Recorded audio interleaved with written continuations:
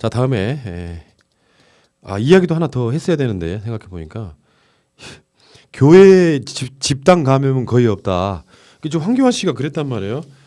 종교계가 전혀 협조하지 않는 것처럼 마치 교회의 집단 감염에 책임이 있는 것처럼 신천지 여론을 악용해 종교를 매도하는 것은 잘못된 처사다. 문제는 신천지다. 신천지와 교회는 다르다. 교회 내 집단 감염이 거의 없다라고 거짓말하셨습니다. 지금 계속해서 나오고 있잖아요. 어제도 지금 구로구에 있는 교회에서 또 집단 감염이 일어났고요. 그러니까 신천지만 그런 게 아니라 계속해서 교회를 중심으로 집단 감염이 이루어지고 있거든요. 근데 뭐 교회 내 집단 감염이 거의 없다 이렇게 거짓말을 하실지? 이게 이제 두 가지 측면이 있는데요. 신천지 등 약간 그 정체성이나 어떤 순수성 또는 사회적인 성격에 있어서 문제가 있다고 보여지는 종교 집단이 있잖아요. 우리나라는 종교의 자유가 있잖아요. 그리고 굉장히 종교 문제는 신념의 문제이기 때문에 대단히 조심스럽고 민감하고 섬세한 문제잖아요. 그런데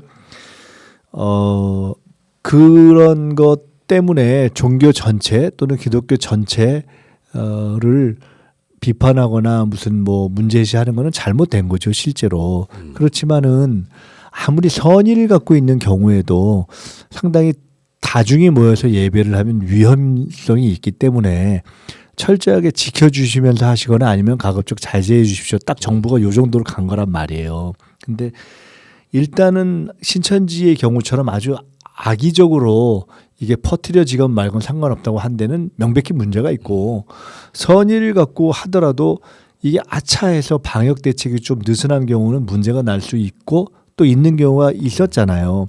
그걸 하나를 인정해야 되고 근데 두 번째로 여기서는 진짜 이 사람들의 의도가 나쁜 거는 전혀 어떤 일반 교회에서 문제가 없는 것처럼 하는 것도 사실의 왜곡이지만 더 문제는 마치 정부가 모든 교회나 모든 종교를 신천지처럼 매도해서 탄압하는 것 같은 분위기를 만드는 것이 더 문제인 거예요. 그러니까 그것 자체가 완전히 아주 보수적인 표를 결집하거나 아니면은 실제로 그렇지 않은 부분에게 가짜 뉴스를 만들어 가지고 선거에서 접전이 되면 수도권에서 몇천 표를 왔다 갔다 할 수 있잖아요. 그러니까 그런 중간에 있는 어떤 보수적 또는 교회나 또는 다른 종교의 표심을 야 정부가 너네 탄압하고 있어 라고 흔들려 버리는 진짜 못된 잔꾀거든요. 참 진짜 나쁜 거. 제가 보기엔 이분도 정할못인 게 자기 말로 뭔가 벌어놓은 걸 까먹어요. 그러니까 신천지를 제외하고 다른 교회에는 문제가 없다 이런 식의 표현이 있고 이런 표현도 썼습니다. 정부의 대구 봉쇄 조치가 무한할 정도로 대구 시민들 스스로 자발적 격리 운동을 했다. 정부가 대구 봉쇄했습니까? 그러니까요. 그러니까 대한민국이 이런 걸 안 해서 더 대단하다고 외신들이 칭찬하는 거거든요. 지금 선진국이라고 불리고 어떤 기존의 국가들이 아예 봉쇄하는 방식으로 지금 가고 있지 않습니까? 네. 그러니까 실제로 필요한 외국에서 뭐 들어오는 사람들에 대한 또는 어떤 확진자가 나왔을 때 이 사람의 동선을 파악해가지고 접촉했던 사람들은 격리시키는 방식을 통해서 최대한 많은 일종의 좋은 공권력이 동원돼가지고 코로나를 잡아냈는데 정부의 대구 봉쇄 조치, 그러니까 이걸 역으로 좀 추정을 해보면요, 대구 쪽이나 이런데 표심이 심상치 않은 것처럼도 보이지 않습니까? 대구분들 선동해가지고 최소한 자신들이 이 TK 등에서 확실하게 표를 얻기 위한 조치로 마치 문재인 정부가 이 대구 경북 등을 뭐 탄압이라도 한 것처럼 이런 방식으로 뭘로 가려고 하는 잔꾀인데 명백히 거짓말이잖아요. 교회의 감염은 신천지 빼고는 없었다. 대구를 뭐 봉쇄했다. 뭐 이런 식의 표현을 쓰는 거는 그렇죠. 정말. 그러니까 이런 거를 한 와중에도 사실상 속셈이 뻔한 지역주의를 가지고 뭘 이렇게 해보려고 하는 거, 장사를 해보려고 하는 거잖아요. 진짜 이건 정사나 이런 걸로 보면 상도의의 기본이 안 돼 있는 거죠. 그러니까 정치의 기본이 안 돼 있다고 생각됩니다. 제가 정할못이라고 이야기하는 그 이면에는요 그런 게 있는 것 같아요. 국민의 마음을 읽을 능력이 안 됩니다. 그러니까 이게 정파나 지지 정당을 떠나가지고 이런 거 있잖아요.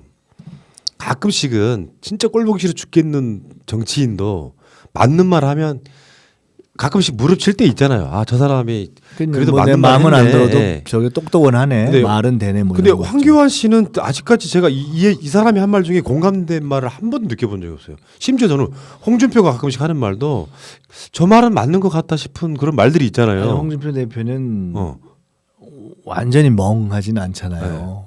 네. 근데 근데 황교안은 진짜 너무 동떨어진. 그러니까 자기 자신의 지지층 중에 극우적 성향을 가진 사람들한테는 어떤 거짓말에도 먹히는 거 거기에만 너무 지금 집중을 하고 있거든요. 근데 이분은 이제 정치적 판단이나 언사를 잘하냐 못하느냐 차원이 아니라 음. 돌아가는 걸 잘 모르는 것 같아요. 어. 세상 돌아가는 거를. 그러니까 결국은 이제 하다가 이제 김종인 위원장 같은 분을 이렇게 불러서 그 자리에 앉힌 거잖아요. 그래서 일단 정치의 가장 기본은 현실 감각, 공감대 이런 건데 이제 그게 어렵다고 보는 거죠. 아마 속으로 김종인 위원장 같은 분은 황교안 대표를 속으로는 애처럼 보고 있을 가능성이 높다고 봐요. 그렇겠죠. 예. 어. 그리고 갑자기 지금 황교안 이야기가 나오니까 영등포 의리도 갑자기 생각나는데 이정현 전 새누리당 대표는 어떻게 되고 있습니까? 자전거를 타고 다니시는데요. 어. 길을 모르실 수가 있어서 제가 가끔 길을 가르쳐 드려야 되는데 하여간 그래도 열심히 다니셔요. 거기는 또 어. 이렇게 열심히 다니시는 스타일이잖아요. 그게 순천에 선거운동할 때 그 방식 그대로 쓰고 있는 거거든요. 네. 무소속이니까 지금. 근데 제가 이제 그 이야기를 왜 꺼냈냐면은 황교안이 김종인 씨를 모셔올 때는 자택까지 가는 그림을 만들어요. 기자들 대동하고. 그래서 모셔오는 방식을 택하는데 전 대표였던 김무성하고 이정현 대표는 완전히 무시하는 상황이잖아요. 유승민 통합 파트너였던 유승민도 네. 그런 거 아닌가요? 네. 유승민 대표는 지금 좀 예우를 하고 있나요? 글쎄요. 유승민이 갑툭튀 하는 것도 보면은 뭐 도와주겠다 했는데 제가 봤을 때는 이거는 이제 전 이렇게 봐요. 황교안이 모셔왔다 이런 것보다는 포스트 황교안 그 이후에 그 자리를 노리는 사람들의 일종의 자발적 참여라고 보거든요. 아마 황교안 대표는 이제 이렇게 생각했을 가능성이 있죠. 제가 뭐 소개까지 들어가 보지는 않았지만 자기와 대선 후보로 경쟁이 될 거라고 생각하는 사람들은 다 떨어뜨리는 길로 보내고 그리고 경쟁이 안 된다고 생각하는 김종인 위원장을 이렇게 데려다가 자기가 취약한 말이나 기사 만드는 거 이런 데 이제 활용하려고 생각했을 것 같고요. 근데 실제로 정작 김종인 위원장은 머릿속에서 그건 네 생각이고 그렇지. 너도 떨어질 거니까 그 뒤에 내가 이 야당을 전체를 가지고 내가 판을 좌지우지하면서 뭐 개헌 얘기도 했다. 그러니까 안철수 저 대표가 그 개헌 얘기를 갑자기 김종인 위원장이 등장하는 날 개헌 얘기를 네. 갑자기 했잖아요. 그게 전 이유가 있다고 봐요. 그래서 둘이 한번 호흡을 맞춰봤기 때문에 김종인 위원장이 그렇게 해서 어떤 결과가 나오든 그게 다 내 덕이다 이렇게 해가지고 한 후에 나머지 다 떨어지니까 예, 그러니까 예 그렇게 해서 어떤 위치를 점하고 다른 세력과 결합을 한 후에 처음에는 킹메이커를 할 것처럼 해가지고 뭐가 됐든 비대위원장 비슷한 자리를 간 후에 시간을 끌면서 결국은 대한부재다 해서 자기가 후보로 가고 싶고 저는 계속 제가 이 얘기를 하는데 저는 속으로는 그 그림을 그리고 있을 거라고 봅니다. 그러니까 결국에는 황교안 이후를 김종인, 유승민, 안철수 등이 노린다. 홍준표 포함해 가지고. 그런데 이제 그거 전체를 자기가 무욕으로 할 것처럼 하는데 실제로는 전혀 아니고 예. 김종인 위원장의 생각은 달리 있다고 봐야 예. 되겠죠.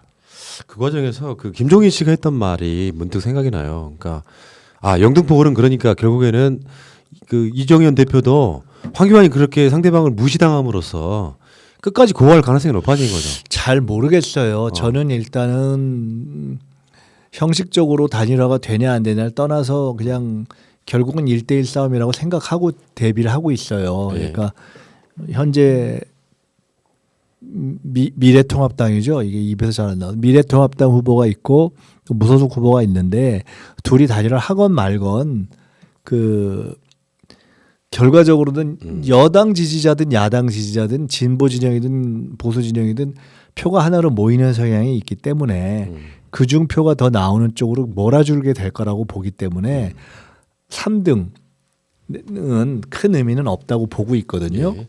그런데 그래서 단일화 하든 안 하든 뭐 상관은 없을 거라고 그러니까 마찬가지라고 그렇긴 하겠죠. 보는데 적어도 현재까지는 본인이 끝까지 가겠다고 말씀을 하시더라고요. 근데 그분도 우리가 일단 서로 네거티브를 안 하기로 했어요. 그러니까 제가 뭐 나쁘게 얘기 안 할 건데 과거에 장을 지지겠다고 해보셨던 분이어서 그 말씀이 꼭 맞을지는 두고 봐야 돼요. 말이 바뀐다. 근데 그런 건 있죠. 그러니까 이 상대방이 존재감을 아예 무시당하잖아요. 그러면 내가 당선 안 될 거 알면서도 뛰는 경우가 있고 제가 봤을 때는 이정현 스스로는요 본인이 굉장히 정치적 비중이 높다고 착각하는 부분도 있을 거예요. 아니 그렇죠. 근데 저도 잘 모르겠더라고요. 그분이 이제 나름 당 대표를 하셨고 지금이 정치가 끝이 아니라고 생각하시기 때문에 끝까지 가는 게 당선 가능성이 더 있다고 생각할지 또는 혹시 안 되더라도 그냥 끝까지 가는 게 나을지 아니면은 뭐 안 될 것 같으면 양보하는 게 낫다고 생각할지 잘 어떻게 판단하실지는 잘 모르겠어요. 예. 그러니까 저는 뭐 어쨌거나 부지런히 또 이렇게 본인의 스타일로 하시기 때문에 저는 저대로 그냥 열심히 하는 걸로 생각하고 있어요. 예, 알겠습니다. 어쨌건 그 황교안의 리더십은 뭐랄까 너무 보여가지고 그건 리더십이 아니잖아요. 사실은 리더라고 하는 거는 남들이 모르는 사이에 뭔가 복선도 깔고 행간을 읽어가면서 미래를 준비하고 이런 게 아니라 너무 단편적인 캐릭터이기 때문에 사실 황교안 때문에 망한 측면도 있거든요. 지금 미래통합당에 너무 메시지들이 그래서 지금 30%를 들락날락하는 박스권에 갇혀서 지금 저러고 있는 건데 그 가운데 지금 저는 그 김종인 씨의 한마디만 더 짚고 넘어갈게요. 네. 선거는 쫓아가는 사람이 유리합니까? 어제 그 이야기를 했어요. 우리가 이긴다 하면서 쫓아가는 사람이 유리하다. 근데 아니, 뭐 그건 그냥 자기가 쫓아가고 있다는 얘기를 한 거죠. 그러니까 우리가 유리할 수 있다고 이제 응원의 메시지를 던진 거고요. 선거야. 당연히 앞서가는 사람이 일단은 좋죠. 그런데 또 쫓아가는 사람은 또 쫓아가다가 뒤집으면 좋은 건데 쫓아만 가다 끝나는 경우도 있기 때문에 쫓아가는 사람이 유리하다. 이거는 말이 안 그냥 되는 거죠. 그러니까 지금 미래통합당 응원을 위한 선대위원장의 멘트였다 이렇게 이해하시면 될 것 같아요. 그 문 대통령 지지율이 오늘 나온 여론조사 일부는 59.4%가 나왔어요. 네. 이런 상황에서 뭐 쫓아가는 게 유리한 게 아니라 지금까지 예상이 왔던 거라고 저는 생각하거든요. 이제 경향신문이 이 여론조사 전문기관 매트리스 리서치 의뢰해가지고 27일, 28일 양일간 여론조사를 했는데 문 대통령 지지율이 59.4%가 나온 결과가 있습니다. 네. 그러니까 우리 이 위원장님께서 늘상 말씀하시던 것 중에 여론조사 60%는 의미가 없다. 네. 그 자체는 여론조사는 의미가 없다. 그렇죠. 그러니까 이게 뭐 찬반 논란 이런 것이 될 것도 없이 압도적이다 이렇게 표현을 하는 상황인데. 제가 최근에 여론조사 하시는 분들 뭐 리얼미터의 이택수 대표나 아니면은 또 몇 분 이렇게 토론하고 말씀을 들어볼 기회가 있었는데요.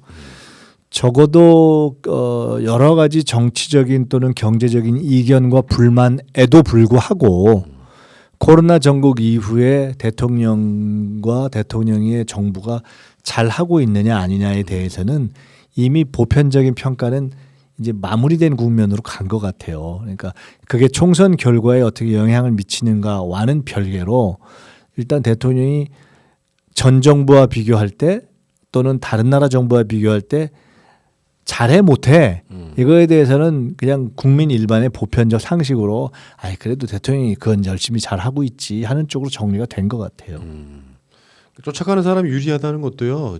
우리가 가끔씩 말을 했던 것 중에 하나인데 황교안 집권 이후에 한 번도 도와주질 않고 네거티브만으로 일관했던 것이 그게 총선 때 지지율을 미리 가불 했었다. 네. 그러니까 더 이상 확장의 여지가 없는 가운데 코로나에 있어서도 정치적으로 이용해 먹으려고 하는 메시지를 꾸준히 내는 저쪽의 입장하고 그 바닥에 말도 안 되는 용병 하나가 선거 전 시작하자마자 들어와 가지고 쫓아가는 사람 유리하다고 말하면 이게 정알못이 아니면 뭐예요? 정확한 분석이 안 되는 상황 아닙니까?